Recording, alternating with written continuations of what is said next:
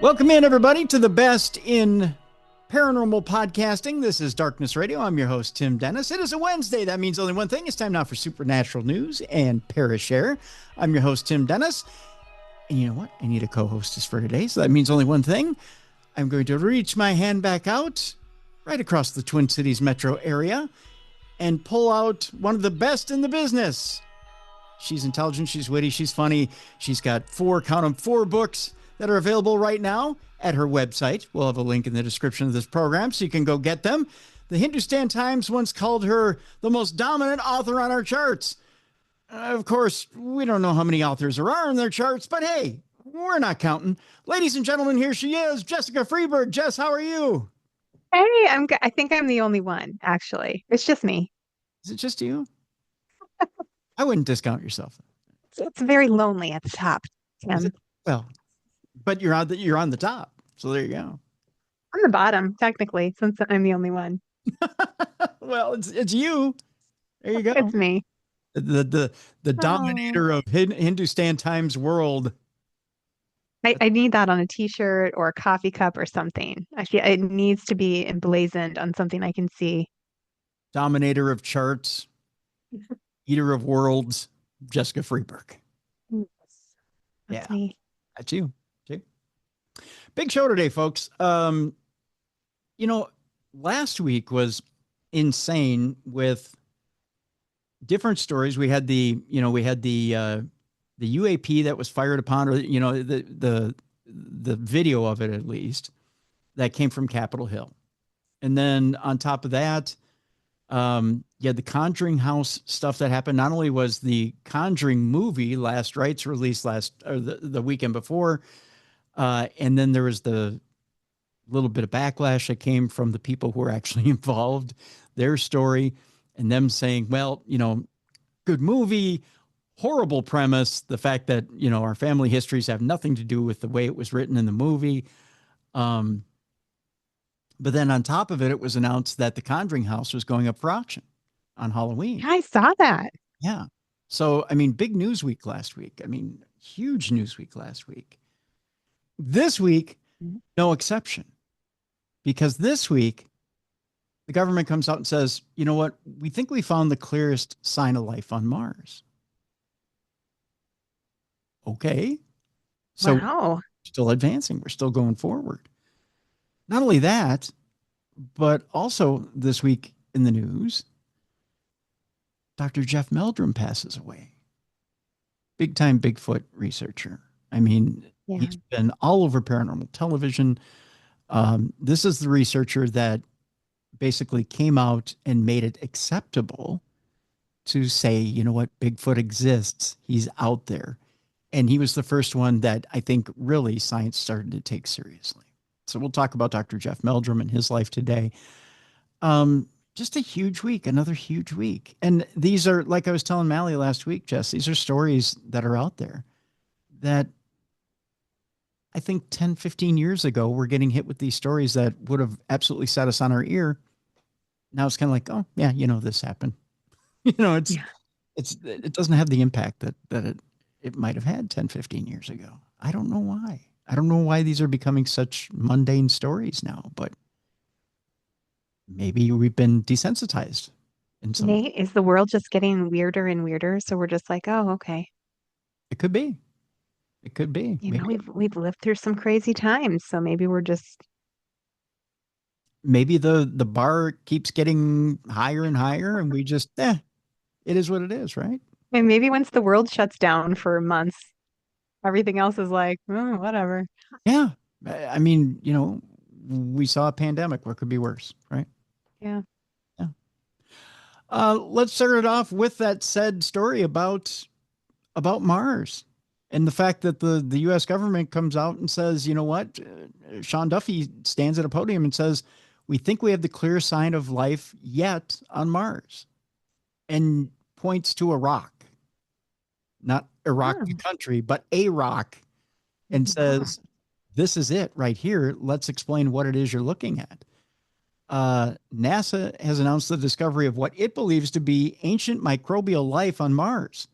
The new administrator for the space agency, Sean Duffy, said a sample collected by the Perseverance rover has been declared the clearest sign of life ever found on the red planet.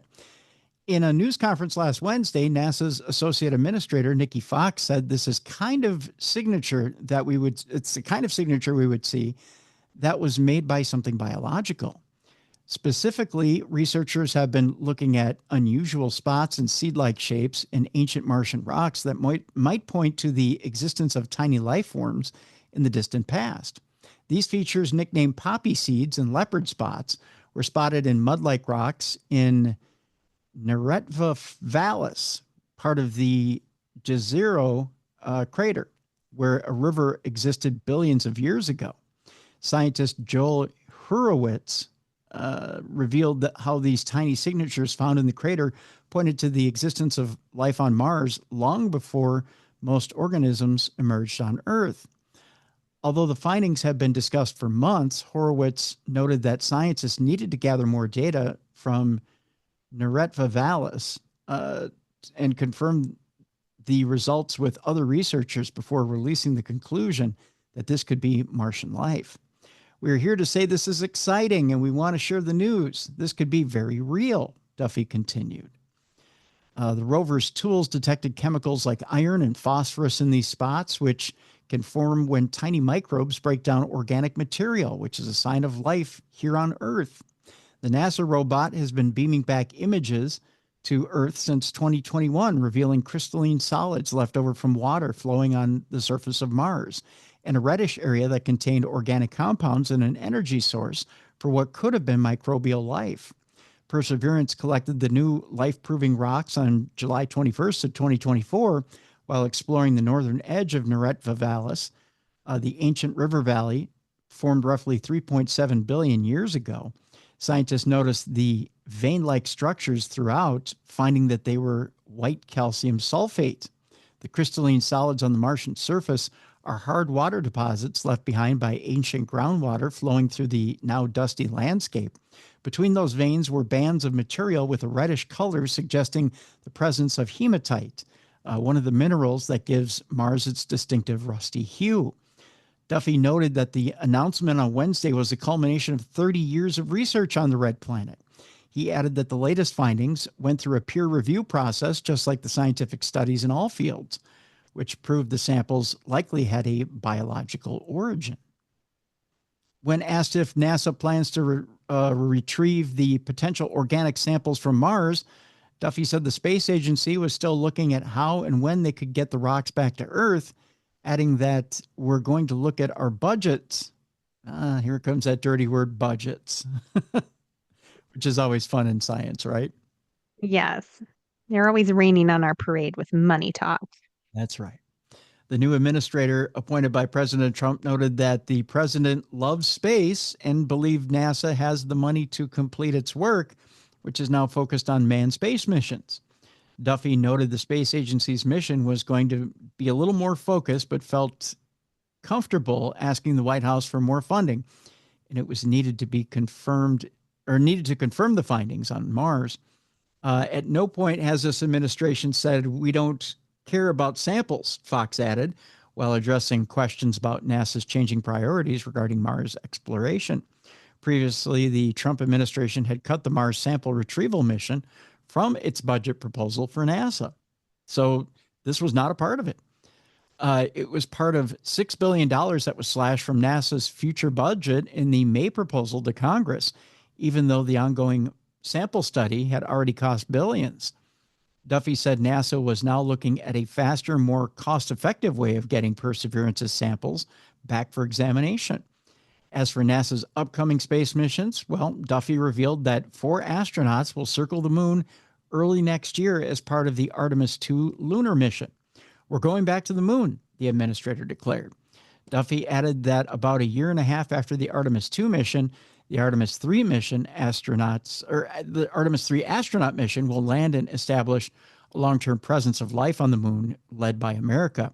NASA's new leader continued by saying that the astronauts learn from the renewed missions to the moon and will help in future efforts to put American boots back on Mars, or put American boots on Mars, not back on Mars, but put American boots on Mars.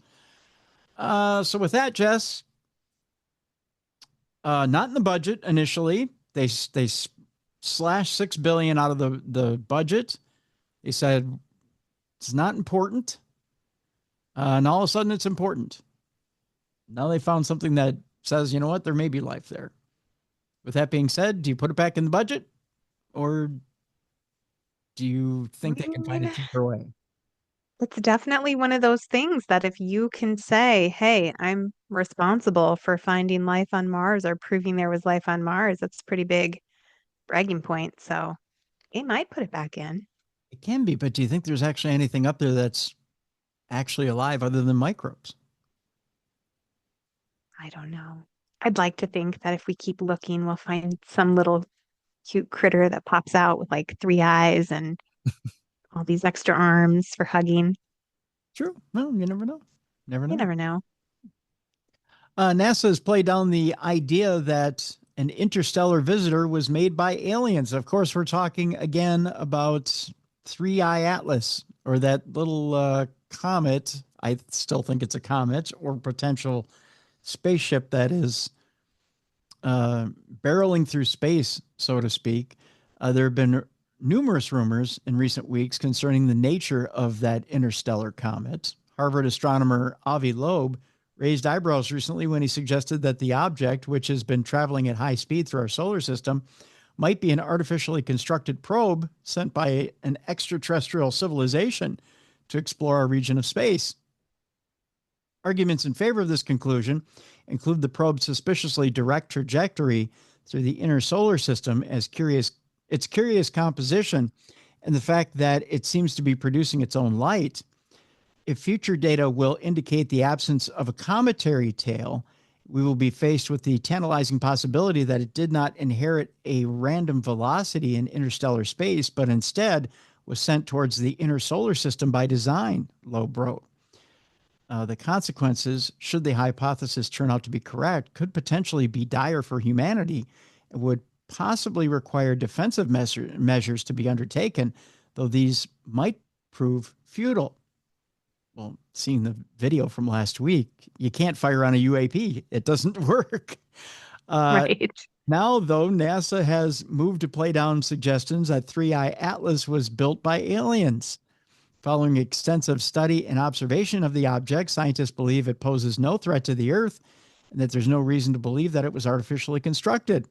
It looks like a comet. It does comet things. It very, very strongly resembles it in just about every way. The comets that we know, said NASA scientist Tom Statler. It sounds like they're trying to get out of paying billions to look closer at this thing, is what it sounds like. Is It my looks like a comet and quacks like a comet. Oh, wait.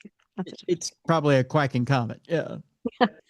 Yeah. It has some interesting properties that are a bit different from our solar system comets, but it behaves like a comet, Statler said. And so the evidence is overwhelmingly pointing to this object being a natural body. It's a comet, he went on to say. Believed to be up to 3.5 miles wide, the object is traveling at 130,000 miles per hour. I mean, that thing is cooking. Wow. It's moving. It's moving. Statler also said, I keep saying Statler, and I think Statler and Waldorf from the Muppets, the two critics. So I keep expecting him to go, comets are a mixture of dust and ice. They're also being heated by the sun. That heating is changing, he said, and exactly how they respond to that is something that's a bit unpredictable. He also said, so even in our solar system, comets can have a history of suddenly brightening if there's, say, a particular pocket of ice that sublimates quickly and drives off a large amount of dust. In other words, he thinks it's a comet. He said that a few times. Yeah. He's like, it's a comet, it's a comet, it's a comet. By the way, did you learn it's a comet? Because we think He's it's like, do you think if I just keep telling him it's a comet, eventually they'll stop asking? Probably not, because Avi Loeb is out there saying, it's an alien, it's an alien, it's an alien. So the fight continues until this thing turns around and hits us with a laser, I guess. I have no idea. Oh, gosh. There's an article out there that asks the question, how realistic are the alien species in the TV show Alien Earth? There's 3 scientists out there that are posing the question. Thomas Hayworth, Chris Duffy, and Jen Bright. They say the TV series Alien Earth has introduced a number of new creatures to the much-loved, albeit terrifying, Alien franchise. But how realistic are the new aliens? That's the new question that they have, that trio of scientists. They've tried to tackle it with a ranking. Yes, they ranked them. To be clear, they're not trying to find flaws in the show. Like many fans are simply having some fun using science to analyze the creatures.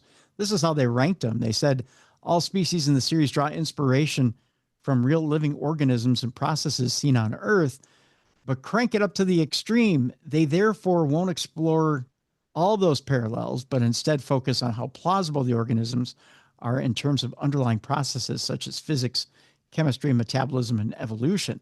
So to give you an idea just real quickly of how they rank them, I'll tell you real quick how they rank them. They say number 1 is the tick.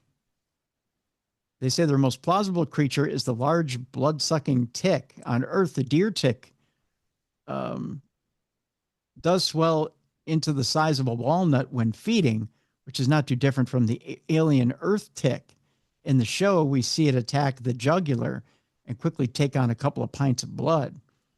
The perhaps surprisingly quick death of the unfortunate prey most likely results from hemorrhagic shock due to how quickly the blood is lost. It is possible that some sort of chemical agent, perhaps an anticoagulant, has repeatedly evolved in blood predators on Earth, is also injected. We do see a defense mechanism in episode 5 where the ticks release an airborne toxin to prevent them from being removed from their host. Chemical defenses like poisons and venoms are common in animals and plants on Earth to deter predators. So the tick is number 1. Number 2, Diplumacare, or the plant pot. This creature, which was discovered and named in the show by the crew of the USCSS Maginot, benefits from not only having been seen much at the stage of writing, they say they have viewed the first 6 episodes. As the series progresses, it could move down the list, but initially the character Kirsch questions whether it is flora or fauna. The science officer's analysis ultimately shows that they classify it as a carnivorous plant. The green color could indicate that it also uses chlorophyll the way that photosynthetic organisms like plants on Earth do. However, a near spherical body is in fact the worst structure for photosynthesis, so it has its flaws.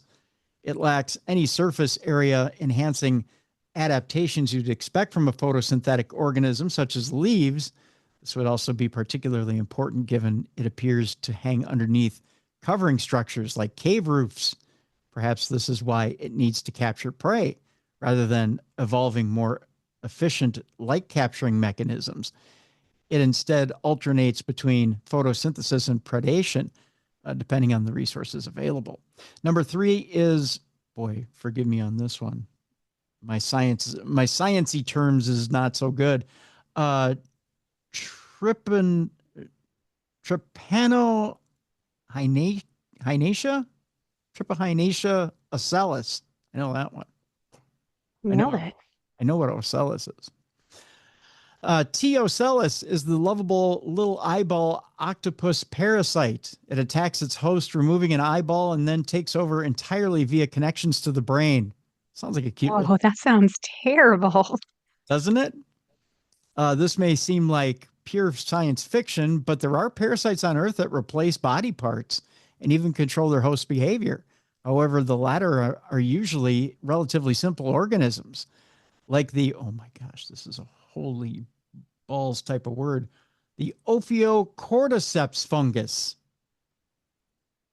I nailed that one. I did. I don't want that though. That sounds icky. Yeah. That takes over the brain of another animal and is a necessary part of their life cycle. The behavioral changes these parasites induce are simple, such as moving the host towards the light, water, or the scent of a predator. Toxoplasma gondii is an example of a parasite that alters the behavior of mice, making them less avoidant of the smell of cat urine. The infected mice are therefore more likely to be eaten by cats, which then spread long-lasting parasite spores in their feces. Did you know about that one? No. First, I was thinking that's a really dumb parasite to try to get its host eaten, but then you went with the next part and it gets spread all over by cats. I'm like, dang, that's brilliant. He could take over the world if he was a person. Pretty ingenious, huh? Gives you a whole new way of looking at Tom and Jerry. T. ocellus, in contrast, is very mobile, highly intelligent, and strong, showing behavior like monitoring situations and distracting humans. The behavior is plausible with distributed ganglia, which is a great band name, distributed ganglia. It's hard to say, though, when you go to announce them on stage. Clusters of nerve cells, by the way, in the tentacles, similar to octopi. Okay. The Fly, first seen in episode 6. The fly appears to consume metal and metal ores, and it pre-digests its food by spitting an enzyme, similar to flies on Earth. Their main issue with it is that it's unclear whether it is a supplement, such as iron or other trace elements in our diet, or main energy source. We'll leave that one they have a long explanation for that. The xenomorph. Xenomorph might come in at the bottom of this plausibility ranking, but it takes the top spot in their hearts or chests. The main problem with it is impossibly fast growth rates, transitioning from a relatively small chest burster to a fully grown adult in a very short period of time. How could you have problems with the xenomorph? That's like the most popular alien ever. I think it's the cutest one. Yeah, most definitely. Very crudely, if we assume it has a similar metabolic efficiency to humans and that it weighs roughly 100 kilograms, then it would need to consume and convert millions of calories of food over a ton of pork-like meat in what seems like to be a few days at most. Of course, it would have a much higher metabolic efficiency than humans, though it would always be bound by the conservation of mass and energy. You can't acquire more biomass than you consume, and we would never see it eat. Not even its initial host. I think these guys are thinking too hard about this. You know? Yeah, they're really hyperanalyzing it. Yeah. You don't need to do that. But that's how they rank. That's how they rank those particular things, which is interesting. But that's fun. Yeah. Yeah, a little bit of I like that. There's an asteroid approaching us, Jess. It's a Great. it's not going to kill us. Oh, okay. But we may have a chance to look at it as it passes. Ooh. Yeah. It's called a once in a millennium event. The approach of the potentially hazardous asteroid Apophis will be visible to the naked eye. Now, I say potentially hazardous because it has a 1 in a million chance of actually hitting us. It's not going to. But in 2029, the asteroid Apophis will skim safely past Earth, where it will be visible to billions. For scientists, it's a once in a millennium planetary experiments, that's for sure. When the potentially hazardous asteroid 99942 Apophis makes its breathtakingly close flyby of Earth on April 13th of 2029, more than 2 billion people across Africa and Western Europe will be able to watch it drift across the night sky. Under clear skies, a space rock will be appearing to everyone as a faint star, about as bright as the stars in the Big Dipper and easily visible to the unaided eye, gliding steadily overhead. Apophis flyby will mark the first time in space history that a potentially hazardous asteroid is visible to the naked eye. That, according to Richard Binzel, who is a professor of planetary sciences at MIT. He said that during a keynote address at the Europlanet Science Congress in Helsinki, Finland. Astronomers estimate that a close approach by an asteroid this large, which is 1,100 feet across, or roughly the height of the Eiffel Tower, occurs only once every 7,500 years. For the public, it will be a dazzling once-in-a-lifetime spectacle. For scientists, it promised something even more rare, a once-in-a-millennium natural experiment to watch in real time how Earth's gravity reshapes a massive asteroid. We don't know, Binzel said, and we won't know until we look. Binzel, a pioneer in asteroid hazard research and the inventor of the Torino Impact Hazard Scale that's used to rate impact risks of asteroids and comets, underscored 1 point above all. If you take nothing else away from this, I want you to take away these 3 things, he said in this during his presentation. Apophis will safely pass the Earth. Apophis will safely pass the Earth. Apophis will safely pass the Earth. So it's going to safely pass the Earth, Jess. We don't have to worry about it. All right. I'll check it off my list of things to have anxiety about. Yeah. Don't get yourself worked up about that, dude. You're going to be fine. You're definitely going to be fine. All right. And I believe next to finally, there's one other story here. After this one, if I can get this one to again populate. It's that time in the show where the iPad decides there we go. A potentially habitable exoplanet with an atmosphere is discovered out there. The James Webb Telescope has identified a planet in a star's habitable zone with a possible atmosphere. According to Hannah Wakeford and Ryan McDonald, new research using NASA's powerful James Webb Space Telescope has identified a planet 41 light years away, which may have an atmosphere. Now, we talked about this a couple of weeks ago, which is surprising why I pulled this story. But it's a little bit more of an in-depth story about that planet. So I tell you what, I'm going to post this to the description of the program. So if you guys want to read more about it, this habitable exoplanet, you can. But it's interesting because it talks about typically what a day in the life of this planet is like in the atmosphere of this planet. It's a little sketchy as to they don't believe we'd be able to move to this planet by any means. That's only 41 light years away. But it's inhabitable by other organisms, just not us. It might be, yes. It does. Okay. It does allow for liquid water on the planet's surface. It does have those conditions. So where there's water, there can be life. So it's a Goldilocks zone. So you're saying there's a chance. I'm saying there's a chance. That's right. I'm going to show you a house here, Jess. And this is our final story before break. And you tell me, first of all, it's a house where somebody famous lived. Okay. Okay. And it's called the Mothership. All right. And I want you to tell me, first of all, would you buy it? Ooh, it's pretty cool. It does look like a spaceship. It does, doesn't it? And I might buy it. How much would you pay for it? Depends on where it's located. Okay. Just give me a ballpark. If I told you somebody famous lived in it. Okay, well, it's got to be a few million. So I would say 7 million. Okay, that's a pretty good shot. Pretty good guess. You're getting good at this Price is Right thing with famous. You make me guess all the time. I want you to take a look at this. Here's the picture of the inside. One of the pictures of the inside there. Take a look at that. Ooh, I like it. I mean, it doesn't feel very homey, but it's pretty cool. But it's a good novelty home, right? I mean, if you had second home, your $7 million second home. Yeah. Believe it or not, the home is only 5.5 million. I think we could scrape some money together and buy that. I think we could. Yeah. Darkness Radio headquarters. That's right. We just got to get some of that feet money together from you, and then we can go out. No, imagine the parties we could throw there and the cool foot pics we could take around the house.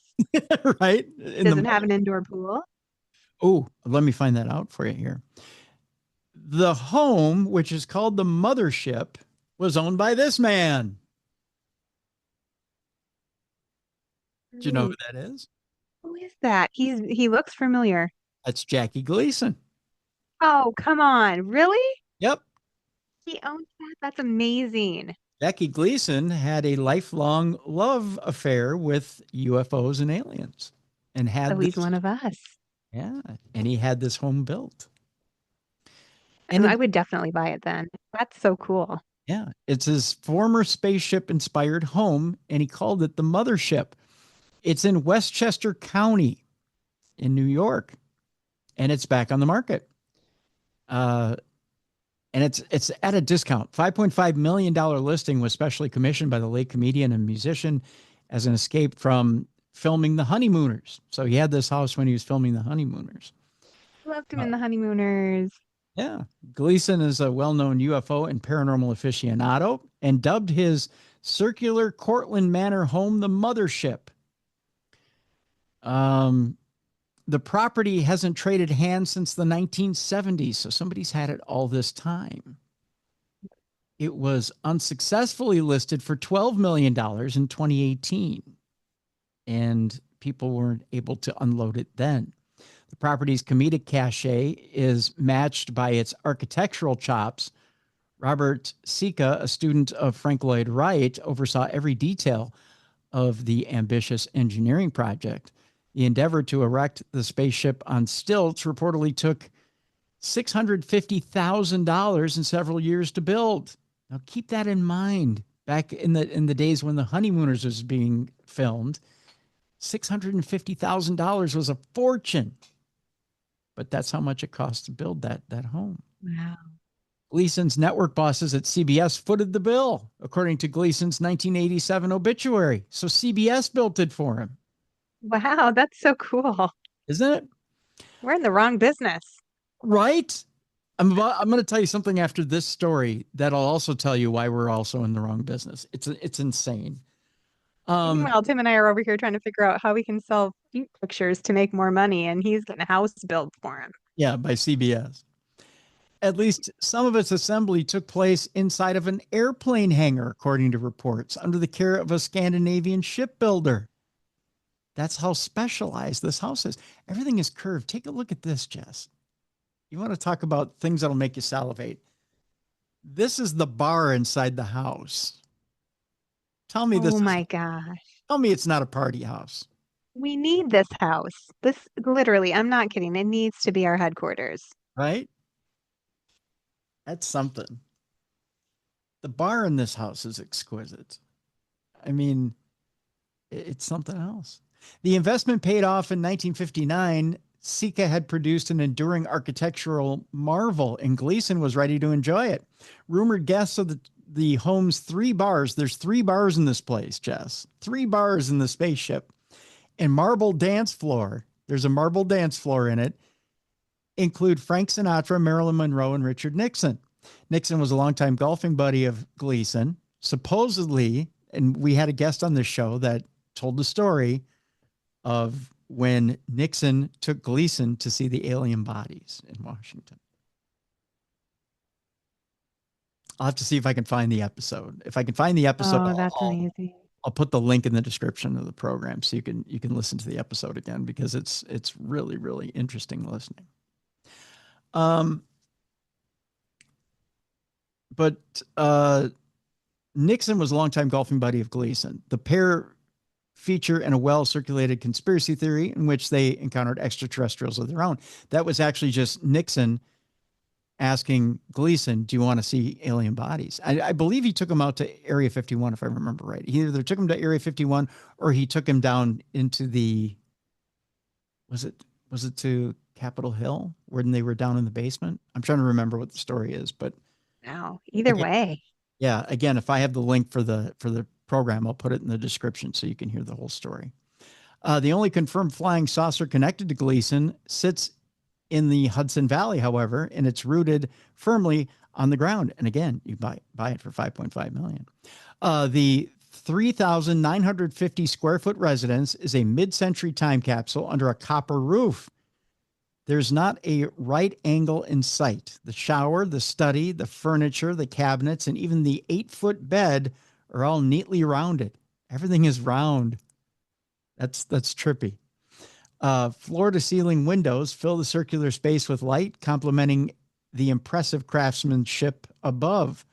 The home's exposed wooden ceiling trusses resemble rowboats, and some of the vents resemble stylized fish. The shipbuilder's touch.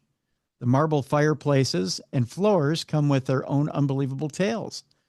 It is reported that Gleason purchased an entire Italian quarry in order to secure the best marble, and his resulting fireplaces were so massive that they required delivery via helicopter.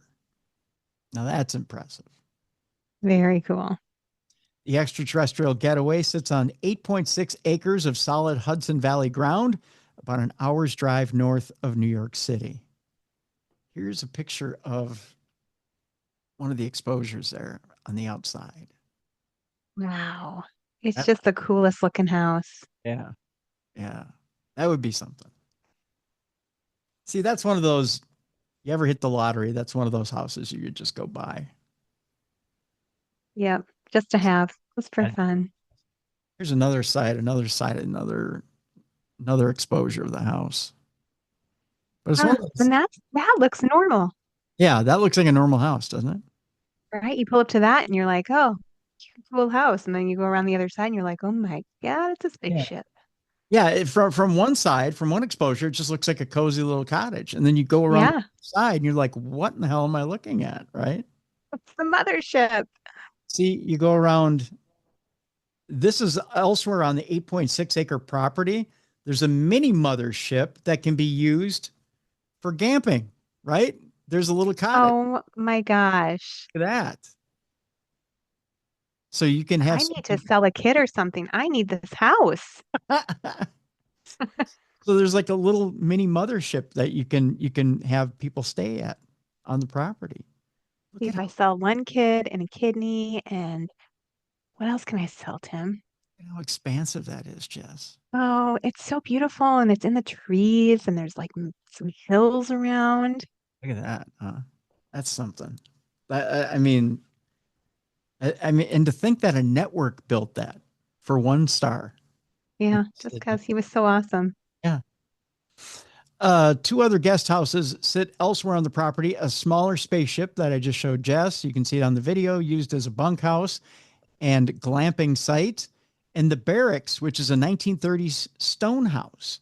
Gleason, a native of Bedford Stuy, sold the unique home back to CBS rather when he relocated to Miami in the 1960s. Gleason resided in Florida until his death in 1987 at the age of 71. The property changed hands twice more, last trading for $150,000 in 1976. Can you believe it only sold for $150,000 in 1976? Literally insane. Yeah. Corcoran agent Heidi Henshaw holds the current listing. So, yeah, house is gorgeous. It's just gorgeous. It's just one of those things where you want to get a hold of it. All right. Coming up in the program, Chat GPT has entered the Darwin Awards. We'll tell you about it. It's an interesting story. I think it's funny that it's being recognized that way. Dr. Jeff Meldrum passed away this past week. Anthropologist and Bigfoot researcher. We'll tell you about the circumstances regarding that and his life. A ghost was caught on doorbell camera as it walked away from a cemetery. We'll talk to you about that story. As one cryptozoologist exits, another enters. We'll tell you about a teenage cryptozoologist who is new on the scene and making waves. So we'll talk to you about that cryptozoologist as well. And our palate cleanser for today is an interesting one. I finally have a way to distinguish one chipmunk from another in my yard. I'll tell you how I'm going to do it in our palate cleanser today. So that's coming up. That's it. Today on the program, all that when we come back right here on the best in paranormal podcasting. It's a supernatural news and Parashare Wednesday right here on the best in paranormal podcasting. This is Darkness Radio.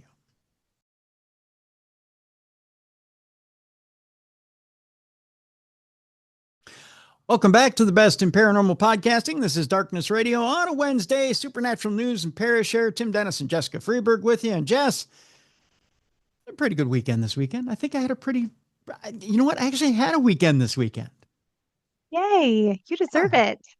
Well, thank you. I appreciate that. But yeah, I got together with the boys from Extreme Pro Wrestling Radio. We went to the Twins game.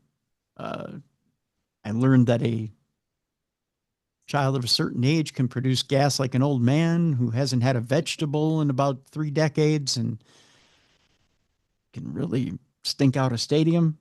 Oh yeah, little boys are gross. Oh God. I got to hold my little great nephew for the first time. Yep. So So cute. he's a little cutie. So congratulations to my nephew and niece, Tyler and Maya. So that's congratulations on little Bennett. So yeah, he's welcome to the family, Bennett. Yeah. And not to rush things, but you should totally have more kids because he is adorable. He is, yeah, yeah, yeah. He's a little cutie, and I found out he's a good luck charm. He managed Is to he? single-handedly, the minute he showed up to his uncle's football game, not mine, I wasn't playing football this weekend, but to my nephew's football game, he they were tied 0-0.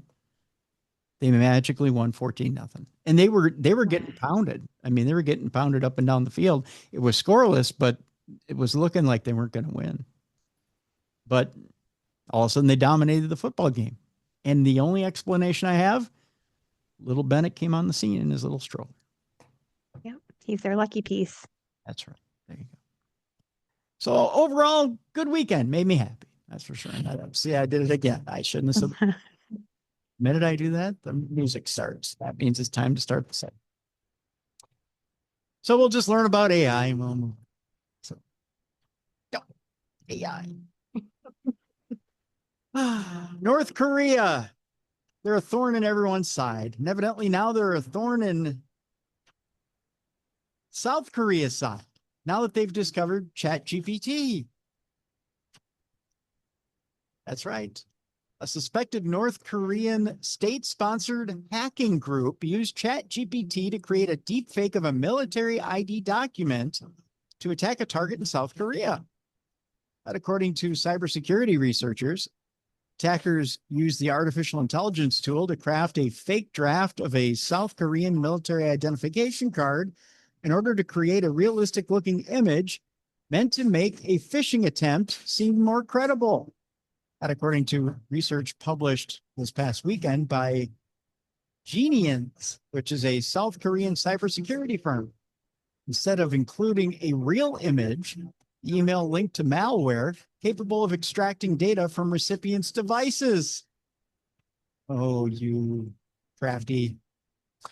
The group responsible for the attack, which researchers have dubbed Kimsuki, is a suspected North Korean sponsored cyber espionage unit, previously linked to other spying efforts against South Korean targets. The U.S. Department of Homeland Security called Kimsuki, or said Kimsuki is most likely tasked by the North Korean regime with a global intelligence gathering mission, according to a 2020 advisory. The findings by Genians in July are the latest example of suspected North Korean operatives deploying AI as part of their intelligence gathering work. Anthropic said in August it discovered North Korean hackers used the Claude Code tool to get hired and work remotely for U.S. Fortune 500 tech companies. In that case, Claude helped them build up elaborate fake identities, pass coding assessments, and deliver actual technical work once hired. OpenAI representatives didn't immediately respond to a request for comment outside normal business hours. The company said in February it had banned suspected North Korean accounts that had used the service to create fraudulent resumes, cover letters, and social media posts to try recruiting people to aid their schemes. The trend shows that hackers and attackers can leverage emerging AI during the hacking process, including attack scenario planning, malware development, building their tools to impersonate job recruiters, said Mun Chong Yun, who is the director at Genians. Now, phishing targets in this latest cybercrime spree include South Korean journalists and researchers and human rights activists focused on North Korea. It's also sent from an email address ending in in.mli.kr, which is an impersonation of a South Korean military address. Exactly how many victims were breached wasn't immediately clear. So, Well, that's terrifying. yeah, go ChatGPT.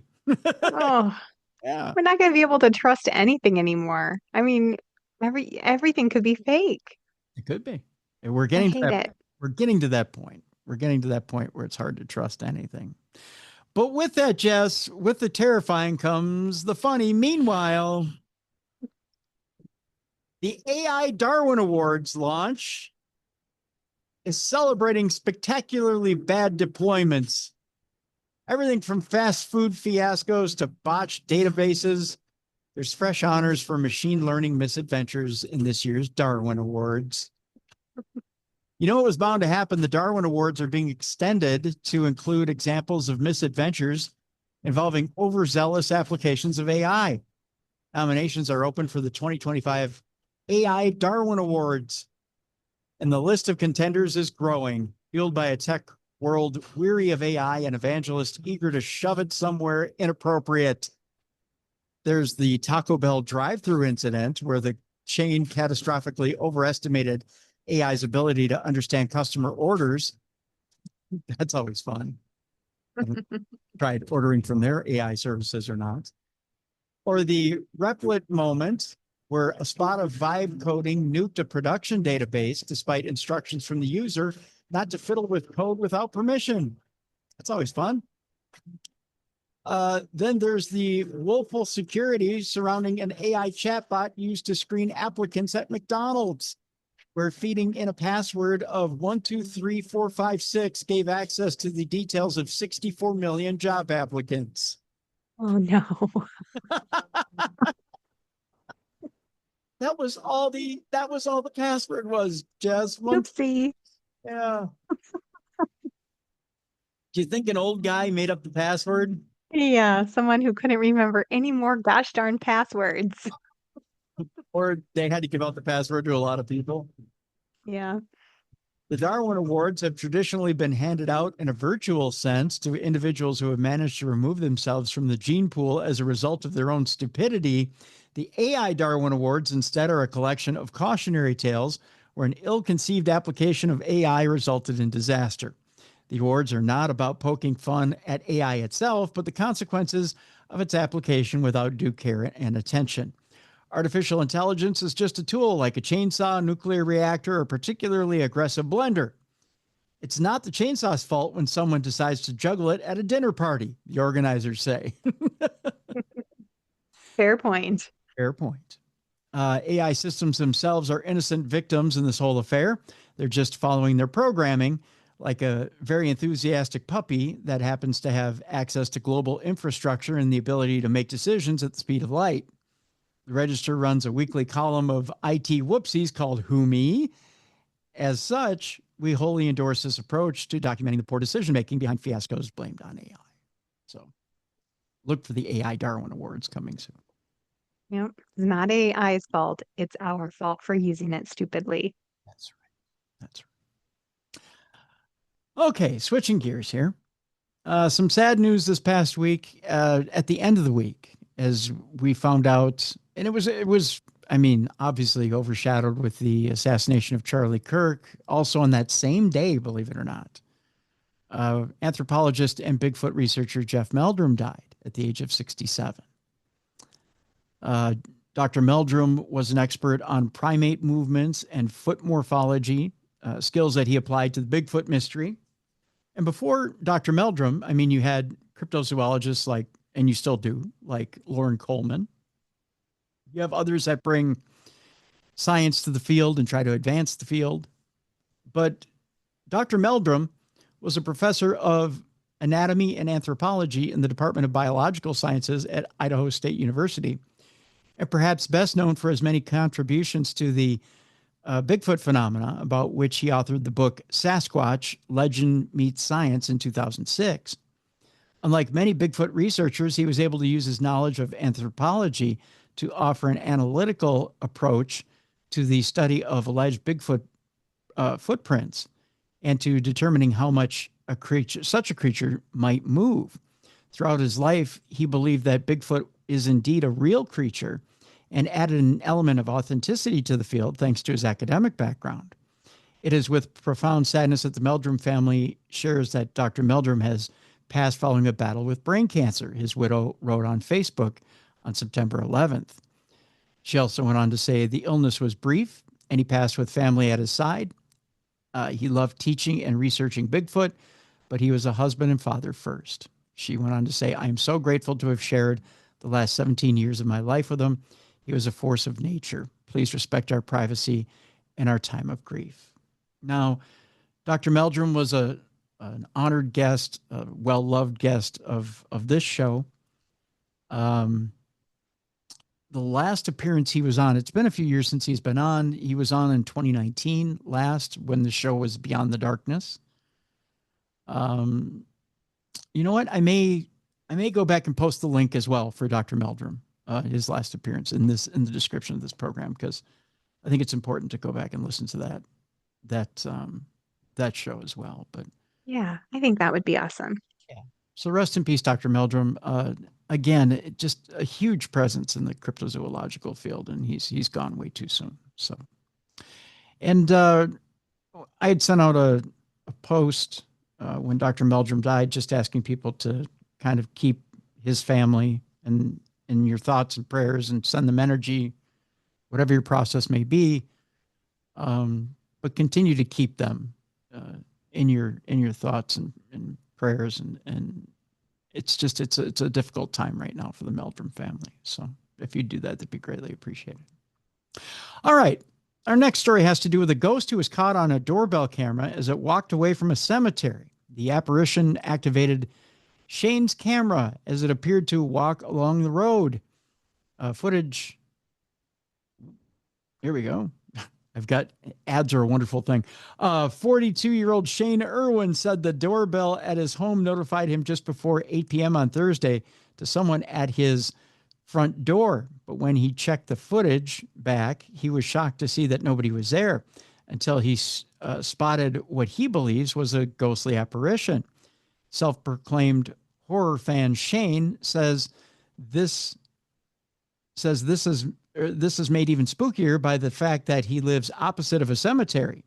He said the doorbell notified me that someone was at my door, and I didn't see anything at first. Then I spotted it. I rewatched it probably for about 15 minutes, and it was so cool.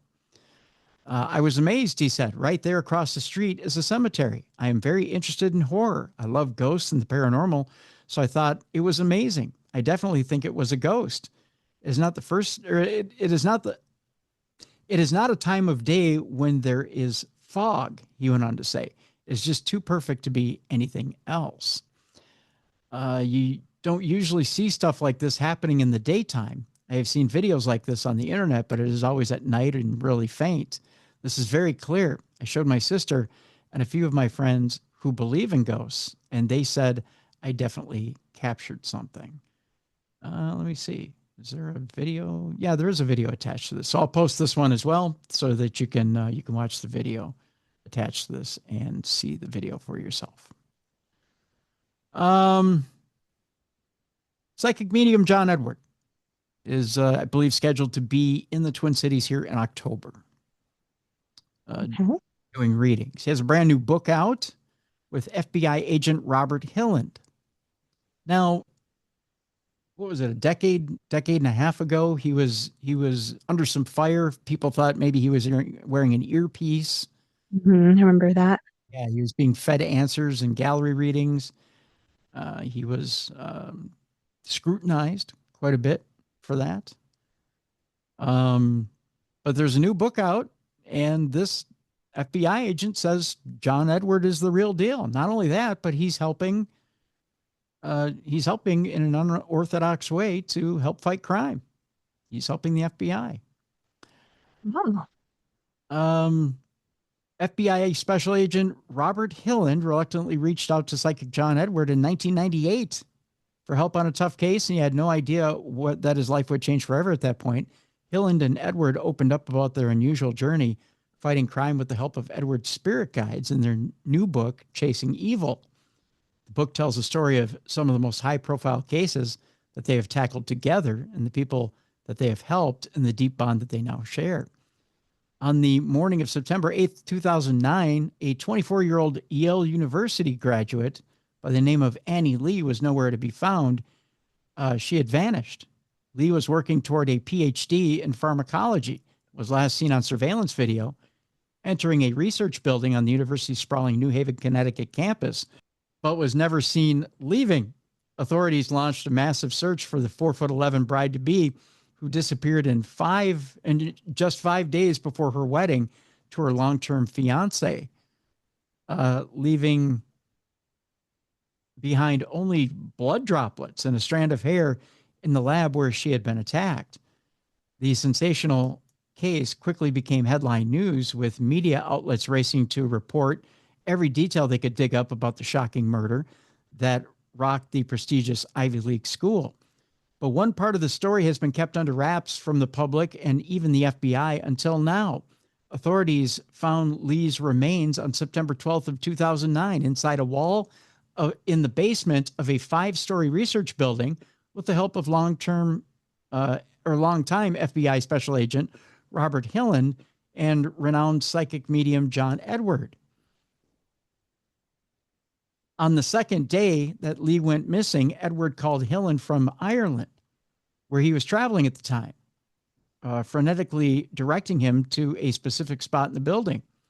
True to form, John lit up, Hillen told People. It was like a computer coming alive. John's on the phone saying, "She's right there. She's right there to the right."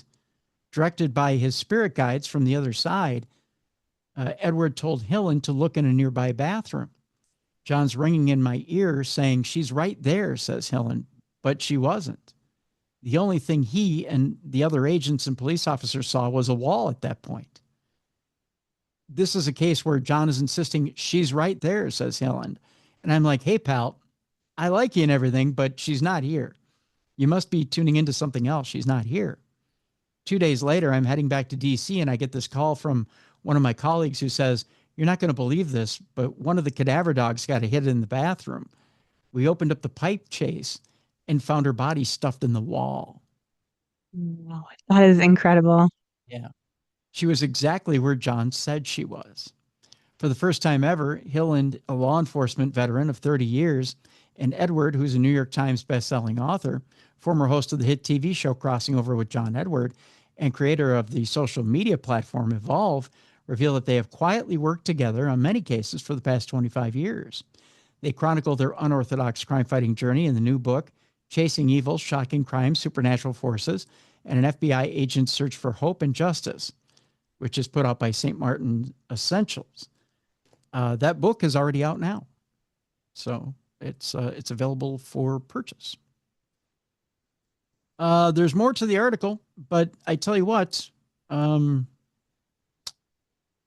it's available right now. People Magazine has the article out, so you can check it out on People Magazine. But it's a lot like a lot of the other stories you've heard about John Edward. He's as far as psychics, they reach out, they get the hit, they connect with the FBI, they find their body.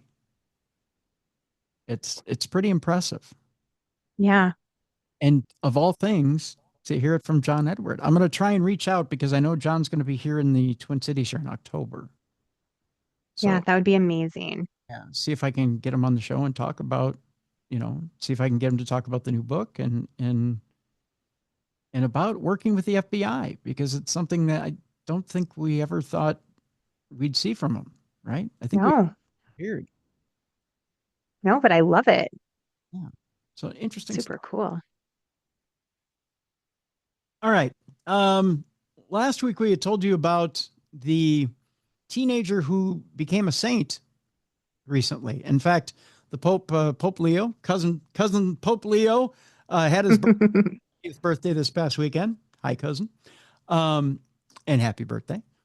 But a relic of the Catholic Church's first millennial saint has been stolen already from a Venezuelan parish. Didn't take long, I guess. Wow. Come on, guys. Once you get canonized, you're famous, right? The small circular piece of cloth disappeared just 2 days after Pope Leo declared the 15-year-old computer expert Carlos Acutis a saint.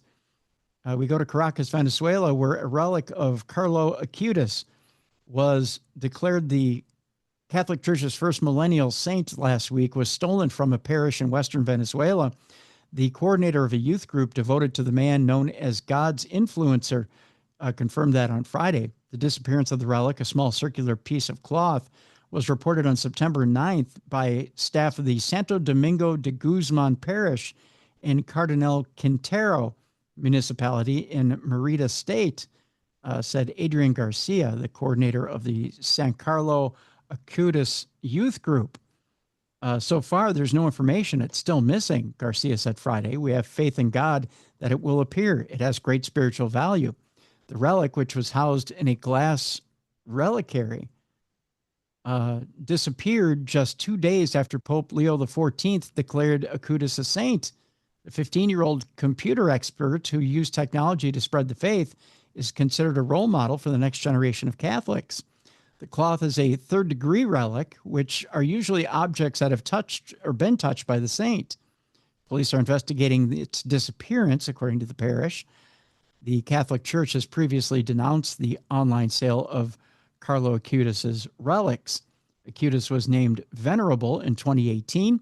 He was then declared blessed in 2020 after the Vatican's saint-making office declared that a child in Brazil who recovered from a pancreatic deformation was scientifically inexplicable and a miracle attributed to Acutis' intercession.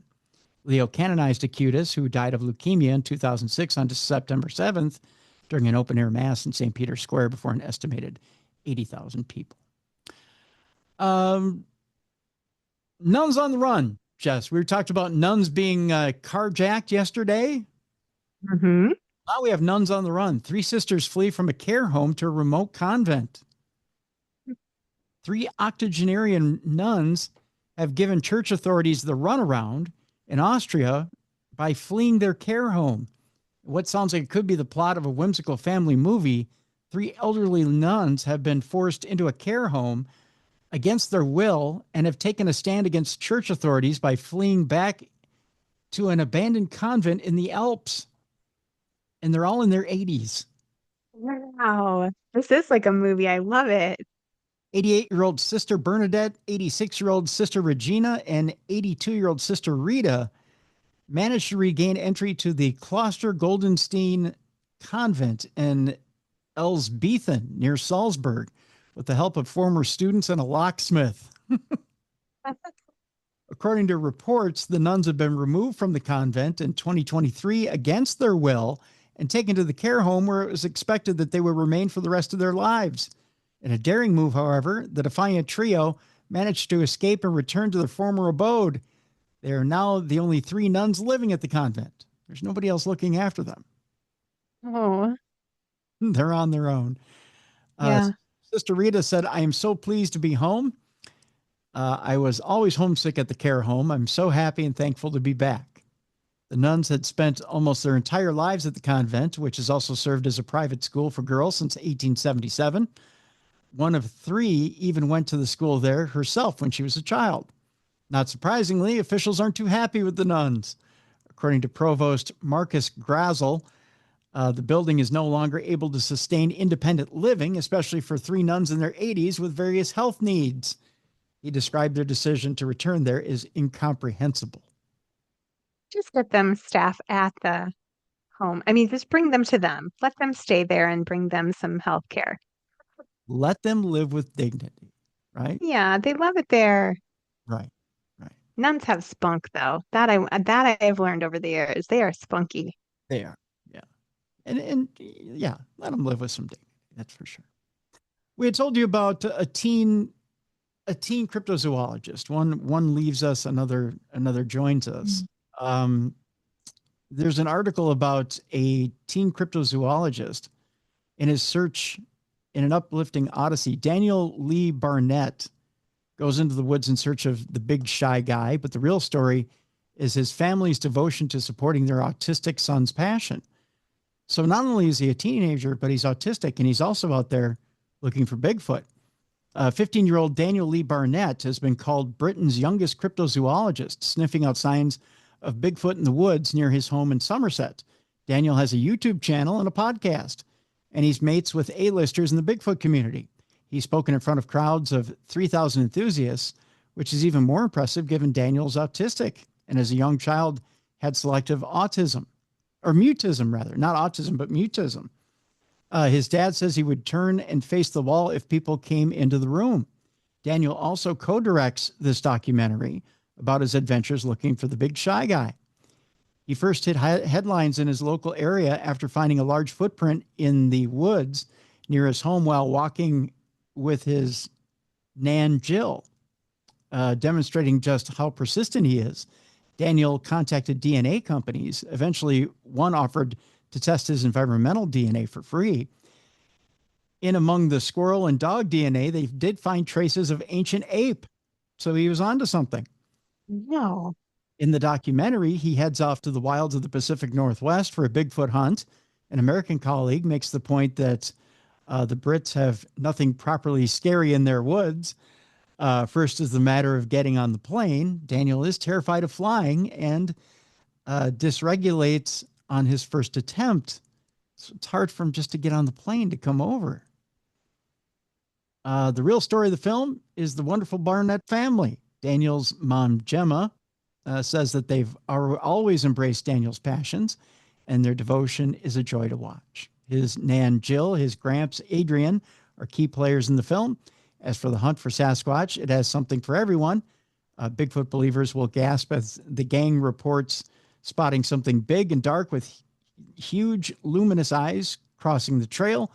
Smug skeptics will poo-poo the eyewitness accounts and anecdotal evidence, and everyone here is happy. So I'll post this one as well in the description of the program because I want you to check out the trailer for My Bigfoot Life. I find this kid incredibly cool. I really do. Yes, he's so cool and he's adorable. Like, Yeah. how can you not get on board with Daniel? He's the cutest. He's just a really cool kid. And I wonder, that not to get into this too deep, but with certain children who are on the spectrum, some people want to call it a disability. I don't. I think they're tuned into our world a little bit different than Yeah, I think so. and I think maybe he might have a connection with Bigfoot in a way that some others may not. And maybe he's the answer to finally getting evidence of this creature. He'll be the one. Yeah, you never know. You never know. All right. Let's see here. As we're beginning to wrap up the program here today, couple more stories here.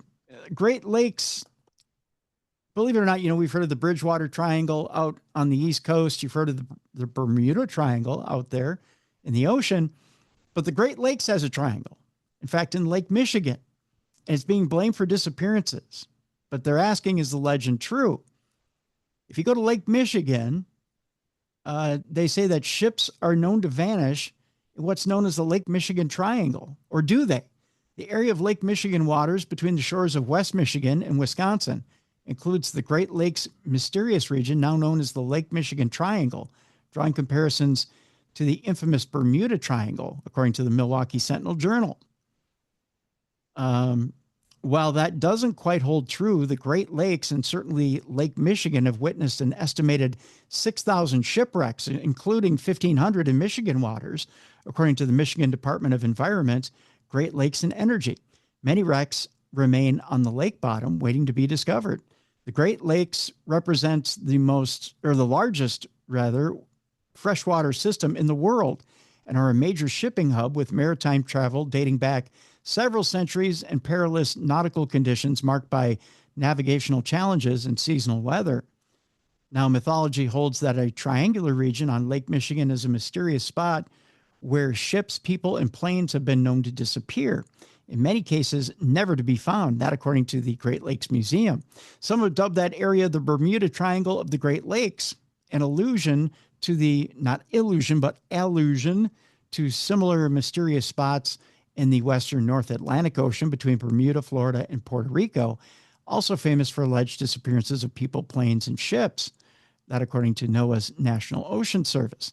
So where is this alleged Lake Michigan Triangle? Well, the alleged Lake Michigan Triangle covers an area from Manitowoc, Wisconsin, to Ludington, Michigan, and Benton Harbor, Michigan. The idea of this triangle was popularized in a 1977 book by Jay Gooley called The Great Lakes Triangle, according to Wisconsin maritime historian Brendan Baylod. It later gained traction in the early 1990s by Chicago ghost hunter Richard Crowe, who gave supernatural cruises on the Chicago River around Halloween, according to Baylod. Now, Contrary to popular tales, people, planes, and ships don't magically vanish in the so-called Lake Michigan Triangle. Some contend mythologizing such events does a disservice to those who lost their lives in maritime disasters. It's not just harmless ghost stories, especially when you're talking about where people die, Balad said.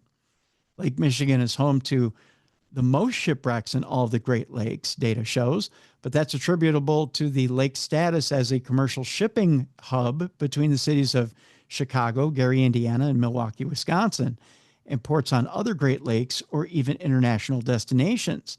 Seasonal weather conditions also play a role, according to David Swayze of the Great Lakes Shipwreck Database and the Michigan Shipwreck Research Association. We don't need to craft aliens or supernatural things, said Valerie Van Heest, who's a Michigan-based author and explorer who has documented many Great Lakes shipwrecks. These lakes are dangerous bodies of water, and that's why they're called the inland seas. So the question remains, triangle or dangerous shipping lane? You decide. I don't know. I like to think maybe there's a triangle there. I like the triangle theory as well. Let's just go with that. We'll go with the triangle.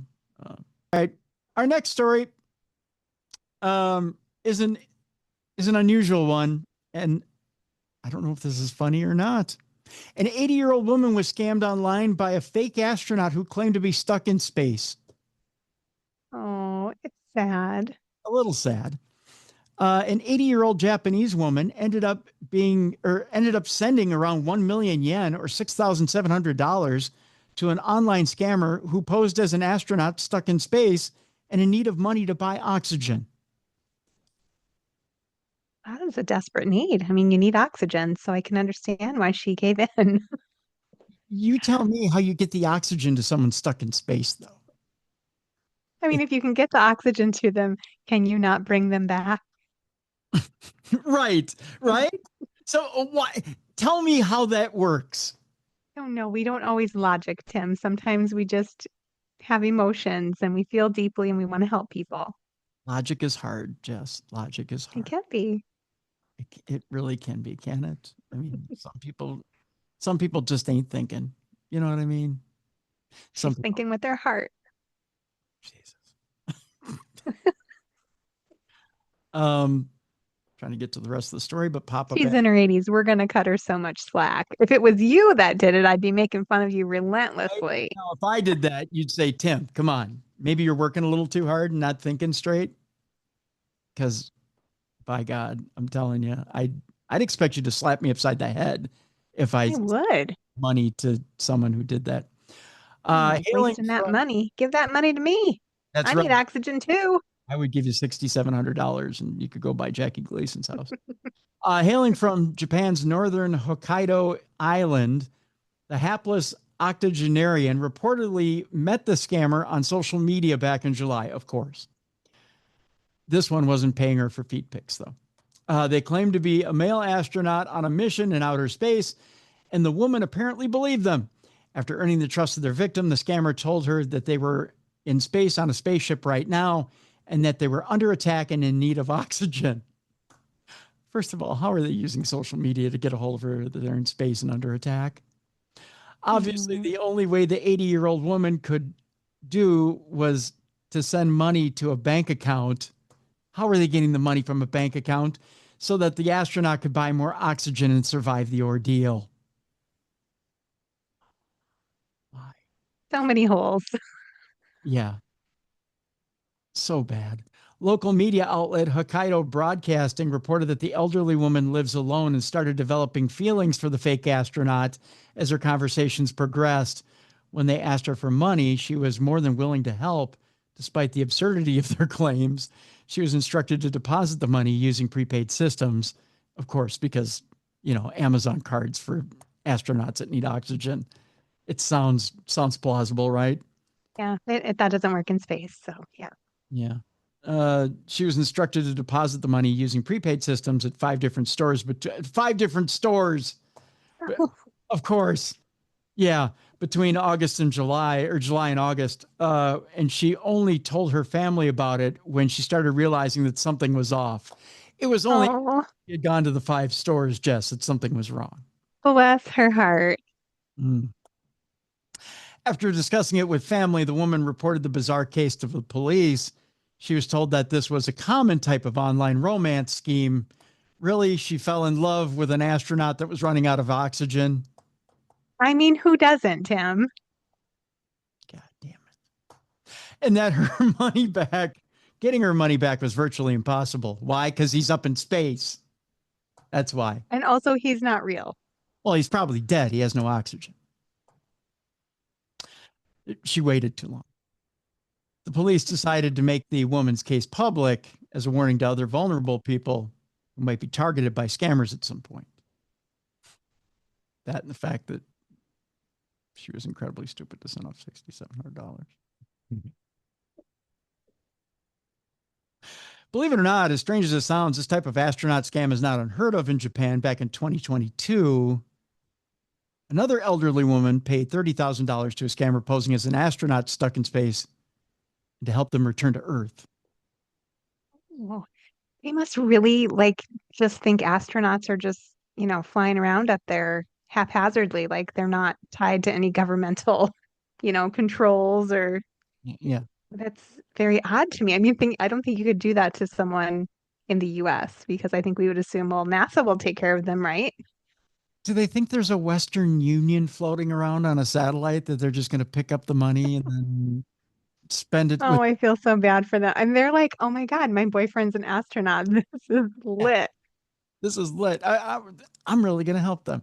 And then what? Does the interstellar welder come by and then weld their little ship together so that they can come But home? yet he can't get home. No, Like he's not going to. you can get all the stuff to him, but he can't get home. Turns out that camel towing doesn't have a spaceship tow truck out there to get them back. They got to fix it themselves. Yeah. And our palate cleanser Wild. for today, Jess, because if that didn't piss you off enough to want a palate cleanser, nothing will. I get irate just reading that story. That I know. You feel so bad for people. I don't Like I don't feel bad. you don't feel I do. See, I feel bad for the people getting scammed because they're gullible. Yes, it's stupid and annoying, but also they're old, so they can't process all of it. I mean, I can't process all of it, and I'm not in my 80s yet, Tim. Jess, if I had any age, go, oh yeah, you're stuck in space. I'll send you money. I want you to take all my devices away. Okay, well. I want you to replace me on the show immediately with one of my relatives. Lock me away in an old folks home and have me talk to the wall, and I'm going to eat jello for the rest of my life. Because Yeah. Yeah. I'm as a human being, I have nothing to give society anymore. If I think that somehow if I send money to an astronaut in space who's stranded out there and they have no oxygen, that somehow my money is going to help them get oxygen. Yeah, I know. It's so foolish. I'll just be like, Tim, just take this camera, take more pictures of your foot. It's all Yeah. good. I'll take pictures of my Sharko foot for you so you can make some money. Okay. Make you rich. Yep. I'll make you rich in your spare time. With that, I need a palate cleanser. Okay. Yeah, let's have it. Okay. I figured out a way to separate my chipmunks and figure out who's who. Okay. I mean, I know them by sight. I know which one is which. Did you get them little sweaters with their name letter on the front, like Alvin and the Chipmunk style? That is a sin. You do not put sweaters on chipmunks. I would. No, no. You know, intern Yoko had this idea a while back, and I thought it was, I was like, don't you dare do that. And she did it. You want to know what it was? Yeah, I'm gonna love it because I love everything she does. She took different color paints and she would put a little dab of paint on their tail. And I said, Yes, that's smart. oh, it's toxic. I said, stop painting the chipmunks. Well, I mean, it depends on what kind of paint it is. It's not all toxic. It was water based, but still, Yep, she was that's like putting fine. little dabs of paint on them when they would come by. She'd dab their tail and paint in different colors so she knew which one was which. Yeah, that's just smart. Someone's been painting squirrels red and blue in Connecticut, Jess. See, she's not the only one. Local authorities have been scratching their heads after footage emerged of unusually colored mammals. Residents of East Hartford couldn't believe their eyes recently when a pair of squirrels, one of them bright blue, the other bright red, were spotted roaming around the area. Oh, I hope you have pictures of that. I do. Um, Good. Here is a squirrel that looks like Cookie Monster right there. Oh my gosh. You're so bright blue. That is amazing. I want one. You want a bright blue squirrel? Yeah.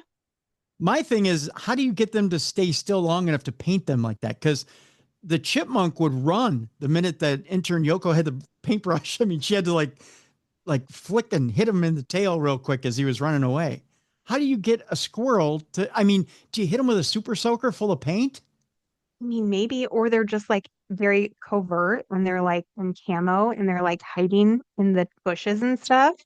And they've got their little spray can and they're just like really quick. You spray paint a whole bush that's got a Yeah. whole tree that's got but then you got red and blue. So, I mean, you got to like, that's a colorful tree. I mean, that's a lot of effort on someone's part. I'm impressed. Footage of the pair quickly appeared online, leading to questions being raised over exactly how the animals had ended up with such unusual coloration and who might be responsible.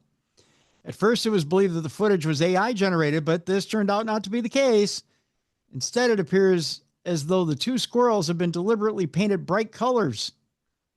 East Hartford Animal Control. Oh my God, this other one looks like Elmo. I'm going to show you in a second. East Hartford Animal Control maintains that the pair are none the worse for wear, but the hunt is currently on for whoever might have done this, Jess. This right here. It looks like the Elmo and Cookie Monster of the squirrel world.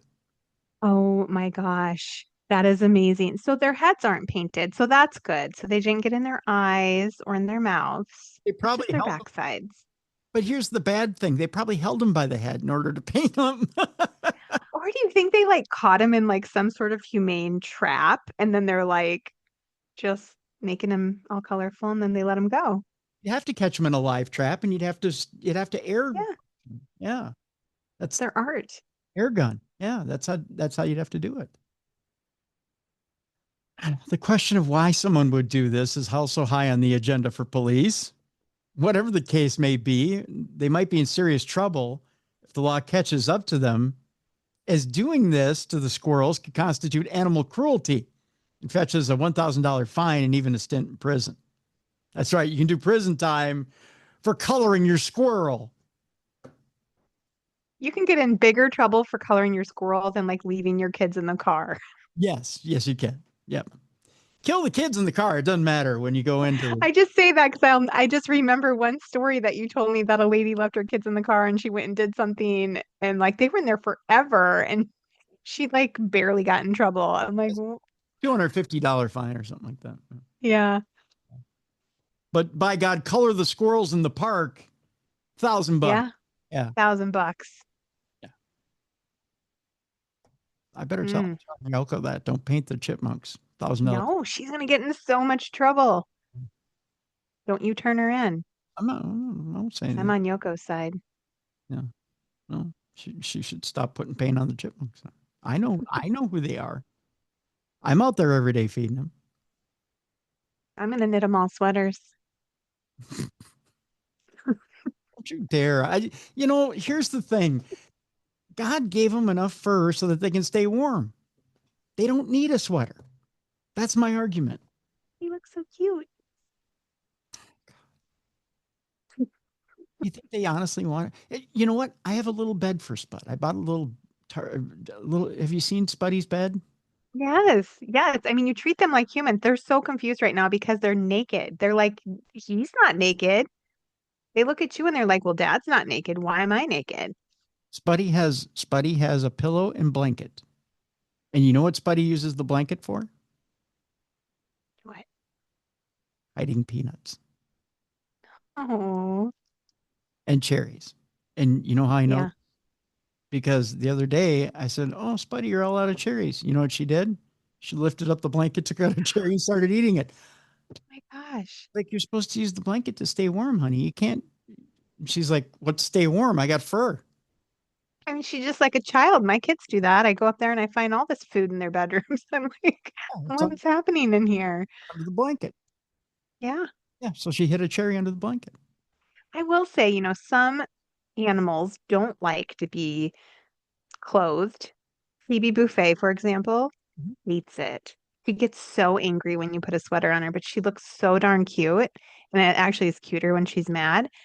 But our dog Indiana Jones, who's no longer with us, he loved his sweaters. He would go get a sweater and bring it to you and drop it in front of you and wait for you to put it on him. And then he would puff up his chest.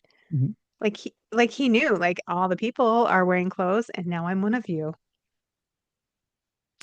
So, I mean, you should really just talk to your critters and ask them if they would like me to knit them a sweater. And if they say yes, I'll do that for you. I'll throw it out there, but I'll tell you this much: Right. I have a feeling Spud's probably anti-sweater because the minute I said I held out my people are going to think I'm nuts now because I'm talking to the chipmunks. I was out there yesterday. I was out there yesterday with her. I was filling up the dishes and she was watching me fill up the dishes. And I was telling her, I met baby Bennett, right? We have a new Mhm. baby in the family. And I showed a picture of me holding the baby.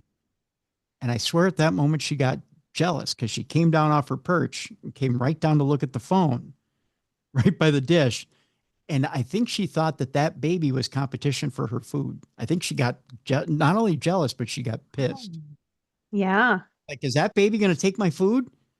And then I'm like, no, no, no, no. This is a human baby. It's a human baby. And no, she's not. He's not coming over to get your food. You're safe.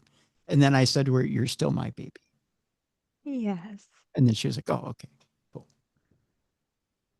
So in that, Jess, I think if I heard her say, "Hey, can I put clothes on you?" She'd go, "You stupid."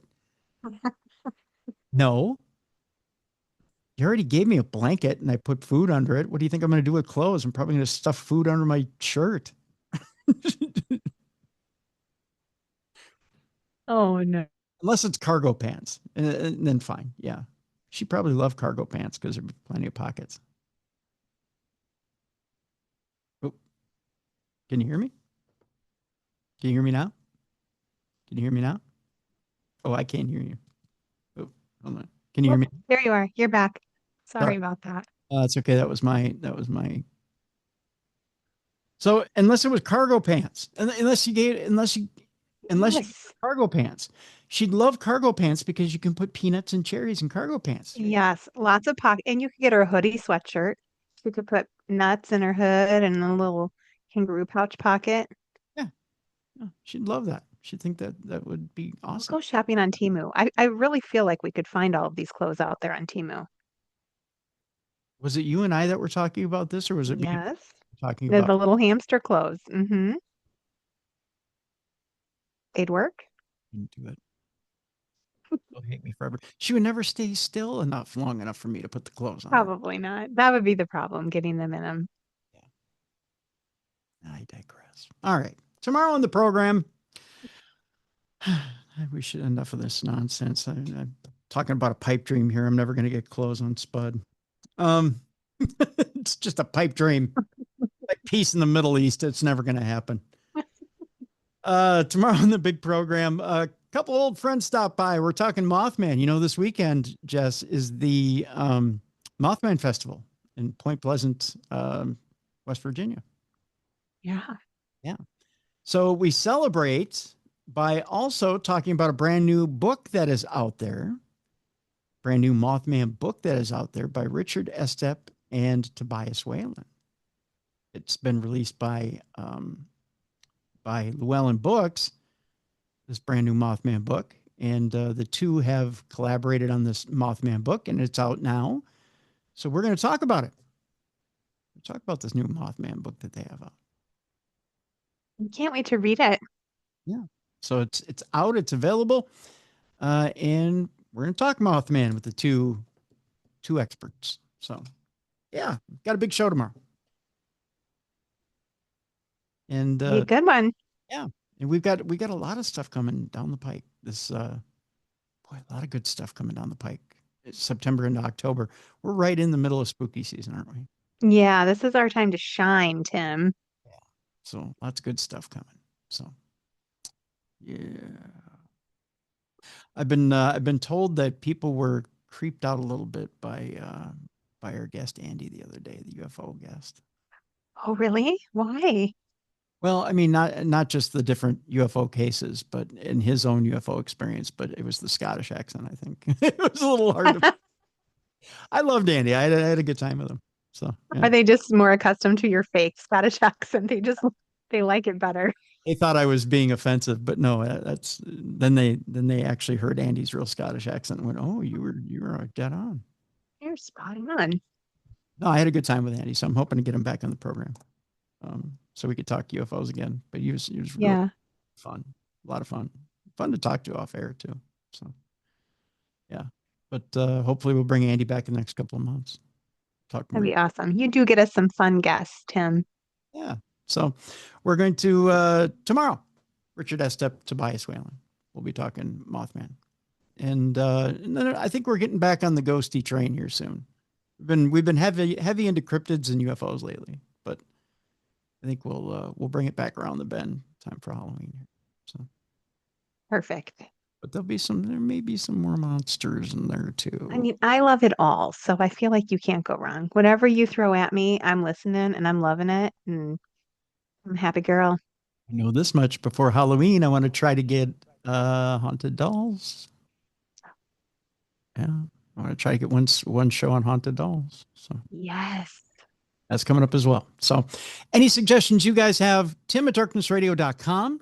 So if you have a suggestion for a guest, don't just say, hey, what would be really cool, Tim?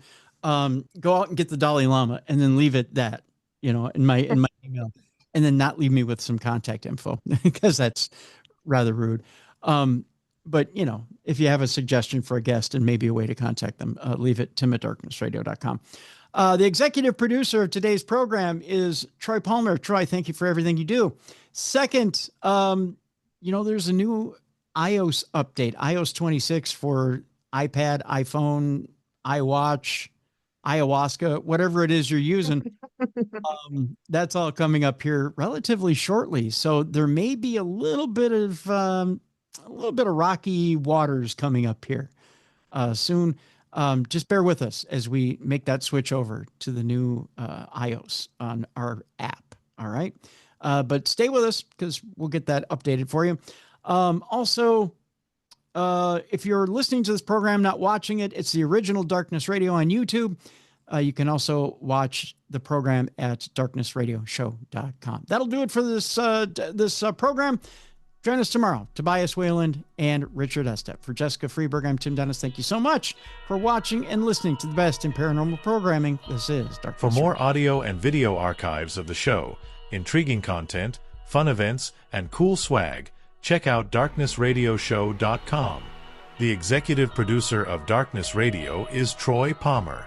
If you enjoyed today's program, please make sure to like and subscribe. Thank you for watching.